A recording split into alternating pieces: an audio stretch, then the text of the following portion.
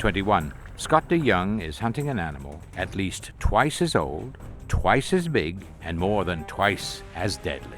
Ever since I was little, I've always dreamed of being able to get a big alligator, a big crocodile. Hoping to get something over 12 feet, and it'll be fun hunting something that usually could hunt me. The crocodile are unbelievably wary, probably more so than any other animal we hunt. I don't know if it's just the persecution of the years, the last million years, it's the last dinosaur left. They just have an awareness of no other animal. Even in a land of lions and leopards, the crocodile is by far the foremost man-eater. If you were in the water with a 12-foot crocodile, you wouldn't stand a chance. And killing a giant means hitting a target smaller than a pigeon egg. We're going to see hundreds and hundreds of crocodiles. Often, as you get into position, a bird spooks, they hear something, they sense something, they smell something, and they're in the water. Once they're in the water, opportunity's gone. The biggest issue with a crocodile is you've got a very small target. You're going to be shooting for the brain.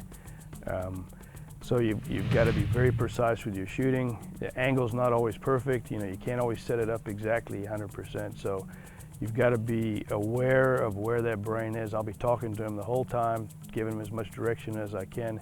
But at the end of the day, he's the one who's got to make the shot. So I'm using my 30-06 that I've had for a long time. It's been a long time hunting gun for me. I got it when I was 13, when I got my Eagle Scout. So I'm very comfortable with it. I've been on a lot of big game hunts with it. I know how it shoots. I'll be shooting federal premium ammunition, which it's been sighted in perfectly, so I'm hoping to get a good shot on a big croc.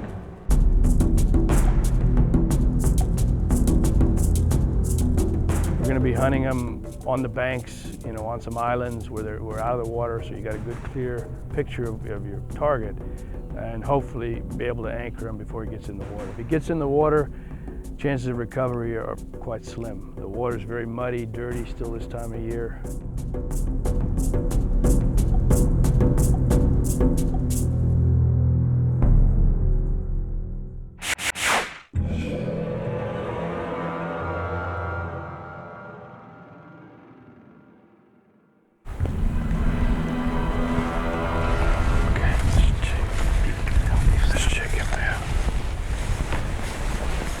That's a pretty good croc.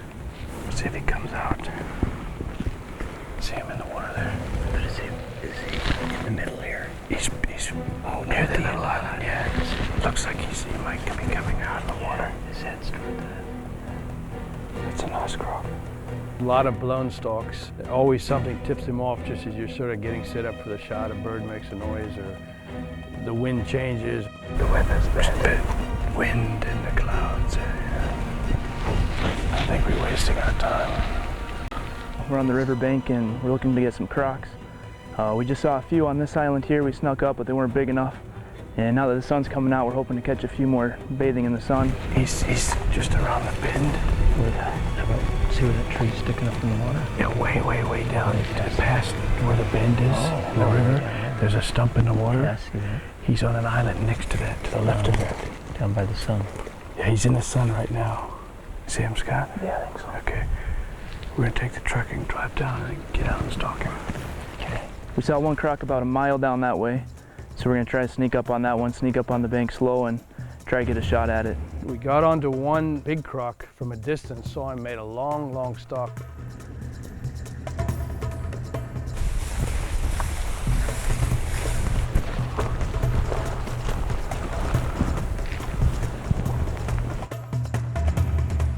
Got up there, crawled up, got in position. See how that smile is on his jaw? You're gonna want to shoot him just slightly left of his eye. Okay.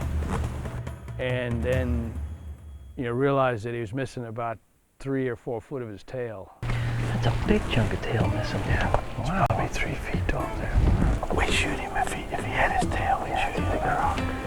Yeah. Looks quite fresh too. Let's see, it still looks raw.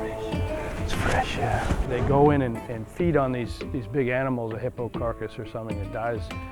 And when they're feeding, they're just ripping and tearing. And often a bigger croc will grab a hold of one of these other crocs and just bite a piece off. I've seen crocs with 3 legs. Pieces of their tail is pretty common. Okay, go real quietly. Try and walk in Sarge's tracks there. Just go real slow.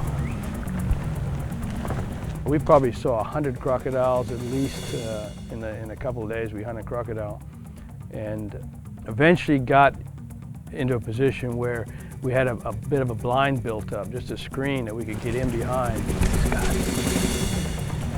Is that blind just up there? Okay.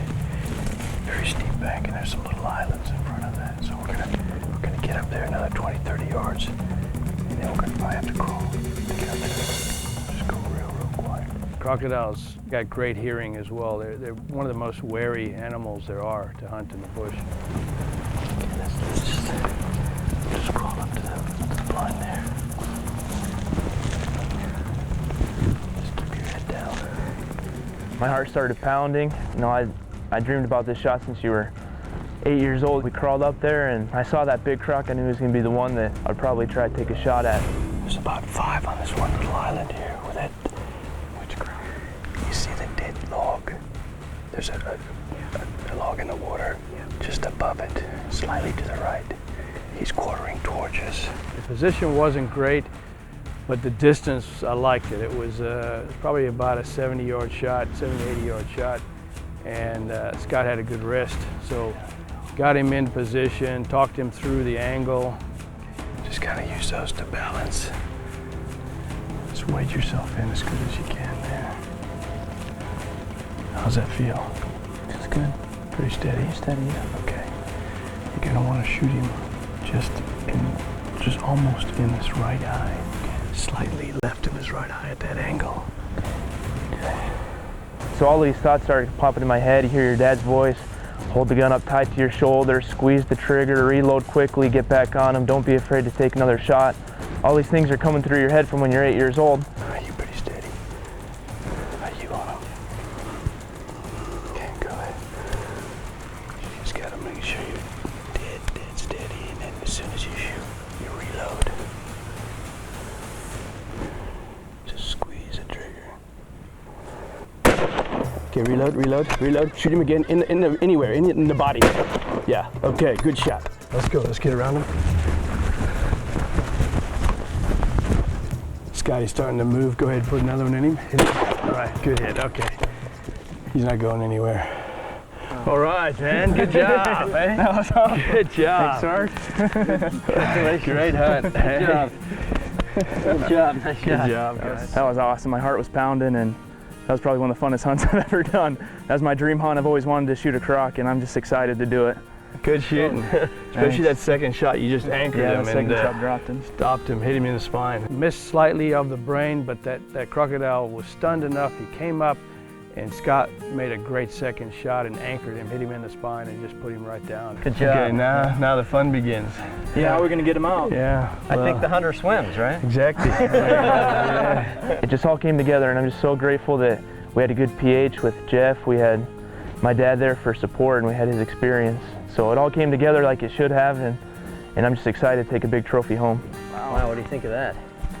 There's the hunt of a lifetime. That That is. was sweet. Look at the teeth on that thing. Yeah. As a hunt, it was very successful, and as a trip, it was very successful as well. I got to spend a lot of quality time with some good guys, including my dad.